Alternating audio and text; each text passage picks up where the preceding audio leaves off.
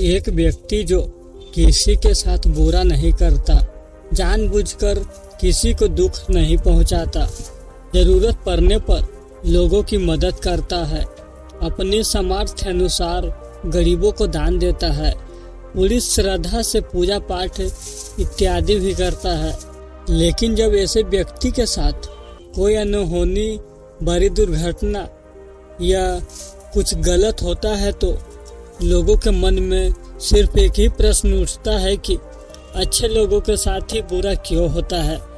तो आज हम इस प्रश्न का उत्तर जानने की कोशिश करेंगे गौतम बुद्ध के जीवन से जुड़ी एक कहानी के माध्यम से।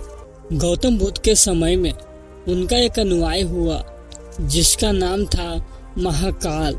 महाकाल सच में एक बहुत ही अच्छा और धार्मिक व्यक्ति था। वह लोगों की मदद करता, गरीबों को दान देता, किसी के साथ अन्याय नहीं करता और बुद्ध द्वारा बताए गए पंचशीलों का पालन करता, अर्थात हत्या नहीं करना, चोरी नहीं करना या बेवहावी विचार नहीं करना, झूठ नहीं बोलना और नशा नहीं करना। इसके साथ ही वह बुद्ध द्वारा बताए गए ध्यान और साधना का अभ्यास भी करता। वह हर पूर्णिमा और अमावस्या को बौद्ध आश्रम में होने वाले उपोषण में हिस्सा लेता और पूरी रात बुद्ध के प्रवचन सुनता।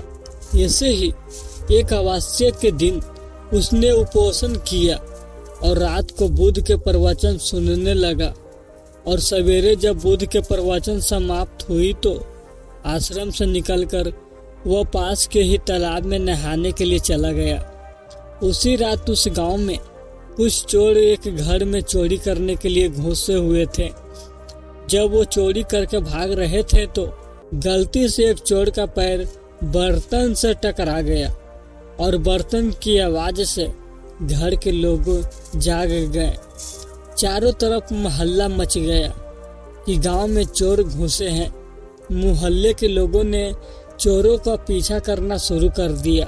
कुछ देर तक तो चोर गहने जेवरात की पोटली लेकर भागते रहे, लेकिन जब उन्हें महसूस हो गया यह बचना संभव नहीं है, पकड़े जाएंगे, तो तालाब के पास से जाते हुए चोरों ने सारे गहने जेवरात महाकाल के कपड़े के पास फेंक दिए और वहां से भाग गए।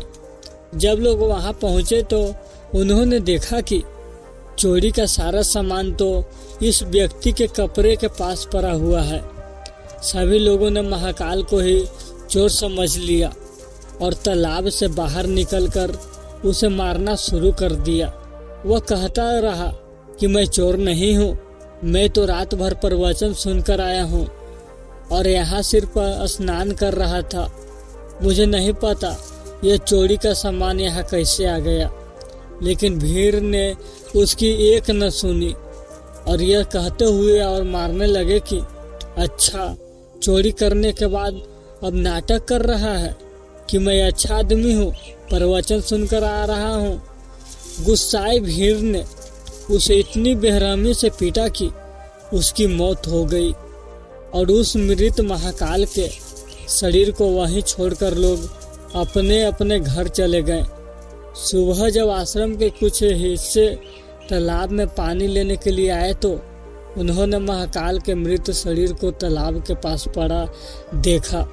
उसने पता चला कि चोरी के आरोप में लोगों ने महाकाल को पीट पीट कर मार दिया। शिष्य ने बुद्ध के पास जाकर यह दुखद खबर सुनाई कि बेचारे उपासक महाकाल को लोगों ने मार दिया। उसे उस गलती की सजा मिली जो उसने की भी नहीं थी। बुद्ध शिष्यों के द्वारा की जा रही अलग अलग बातों को बस ध्यान पूर्वक सुन रहे थे। तभी उसमें से एक शिष्य बुद्ध से पूछ लिया, बुद्ध, यह बात तो आप भी जानते हैं कि महाकाल कितना अच्छा इंसान था। उसने कभी किसी के साथ कुछ गलत नहीं किया, फिर उसके साथ इतना गलत क्यों हुआ? बुद्ध ने कहा, महाकाल इस जन्म में तो अच्छा था, लेकिन आज जो भी उसके साथ हुआ है यह उसी के कर्मों का फल है जो उसने पूर्व जन्म में किए थे। अपने पिछले जन्म में महाकाल वाराणसी के राजा के यहाँ एक राज अधिकारी था। वाराणसी के पास एक बड़ा सा व्यवसायिक गांव था, जहां पर पहुंचने के लिए एक जंगल को पार करना पड़ता था। लेकिन उस जंगल में कुछ लुटेरे रहते थे, जो कि वहां से गुजरने वाले राहगीरों और छोटे व्यापारियों के सामानों का लूट लिया करते थे। व्यापारियों ने वाराणसी के राजा से अपनी सुरक्षा की गुहार लगाई, तो वाराणसी के राजा ने अपने उस राज अधिकारी को कुछ सैनिकों के साथ व्यापारियों से कुछ धन लेकर उन्हें जंगल पार कराने का काम पर नियुक्त कर दिया। राज अधिकारी महाकाल भी अपने काम को पूरी ईमानदारी से कर रहा था। वह लोगों से कुछ धन लेता और अपने सैनिक भेजकर उन्हें सुरक्षित जंगल पार करवा देता। एक शाम पति पत्नी का एक जोड़ा अपनी छोटी सी बैलगाड़ी में बैठाकर राज अधिकारी के पास आता है और धन के बदले उन्हें सुरक्षित जंगल पार करवाने के लिए कहता है। लेकिन राज अधिकारी यह कहते हुए उन्हें मना कर देता है कि अभी जल्दी रात होने वाली है, इसीलिए वह उनकी और अपने सैनिकों की जान खतरे में नहीं डाल सकता। उन्हें जंगल पार करवाने के लिए सुबह तक का इंतजार करना पड़ेगा। वह पति पत्नी बहुत आग्रह करते रहे कि अभी रात होने में बहुत समय है, वह भी जंगल पार करवा दे। लेकिन राज अधिकारी नहीं मानता और अभी भी सलाह देता है कि वो रात भर यहीं रुके। उनके रहने और खाने की व्यवस्था वो खुद करवाएगा। पति पत्नी को मजबूरन उस राज अधिकारी की बात माननी पड़ती है। असल में उस राहगीर की पत्नी बहुत सुंदर थी, जिससे देखकर राज अधिकारी उस पर मोहित हो गया था। उस पर काम वासना हावी हो जाती है, और जो व्यक्ति पर काम वासना हावी हो जाती है तो उसे सही गलत कुछ समझ नहीं आता। वह अस्तित्व की आग में जलकर अंधा हो जाता है, और यही उस राज अधिकारी के साथ भी हुआ। उसने उन दोनों पति पत्नी के रहने और खाने की व्यवस्था तो कर दी, लेकिन साथ ही वह उसकी पत्नी को पाने की तरकीबें सोचने लगा। उसे एक तरीका समझ आया। उसके पास एक बड़ा सा हीरा था।